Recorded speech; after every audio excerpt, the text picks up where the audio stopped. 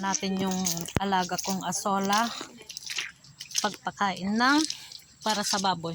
Ito ngayon, one day, pero talaga sadya na marami to kasi dito ko kinuha yung mga ano.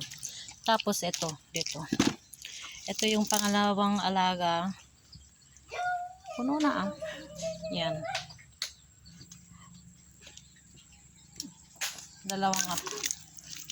Dalawang gabi pa lang yan. Tapos ito yung bago ko ngayon isinalin doon. Ganyan muna karami. Tignan natin kung ilang araw yan at mapupuno. Sana hindi mamatay. O ayan. Ayun, kung may makikita kayo lupa-lupa yan, yung mga maitim. Yan yung tain ng kalabaw. Yan. Kagagawa ko lang ngayon. Ito ginawa ko to para pag talagang ano, dadami yan. Pag ganitong way, may pagkukuha na ako ng binhi, pupunta ako dun sa ano, sa babuyan namin doon. Malayo yun, ipapakita ko yung later. Tapos ayan yung pinapakain ko. Buntis na ngayon to, sana buntis nga kasi nung 28 ko yan pinaano, sampaan. Ayan, nakain niya lahat yung kinuha kong ano, asola. Oh ayan, sarap siyang kumain. Oh, ayan, ganyan lang kasi native yan po. Binili ko yan ng ano, 11,000. Gusto ko kasi magkaroon ng ano, native, kaya yan. Hindi naman pure na native to. Yung nasa bundok yun, yung pure na native. Nakain na lahat, puno kanina yun.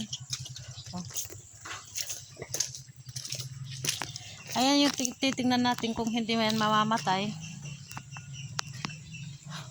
Sabihin na lang natin na isang araw ngayon maghapon. Kasi kagabi pa namin yan kinuha. O yan, para sa baboy, pwede sa manok, pato. Tapos ito, dito ko kinuha kanina yung pinakain ko tanghalian. Dapat ito bawasan pa para ano, pero okay na yan. Kahit yung ano, magpapakain kahit 3 dakot or 4 kaya pa. Maglalagay pa ako ng isang planggana para sa ganun hindi ako mauubusan kahit araw-araw 3 beses kumain ng baboy. Yun lang naman yung pinapakain namin dito eh. Yung iba na sa bundok. Ayan. Tingnan natin kung anong kakuan sa 7 araw, kung mapupuno yun sa 7 araw. So, ayan, pakakainin nyo pa ng asola. O, ayan, pakainin mo ng asola yung bata na yan para lumaki. Masarap. Mataba. Kumain ka ng kanin. Salap. O sige, kain ng kanin. Ba't mo hinulog si Pia ay si Chase?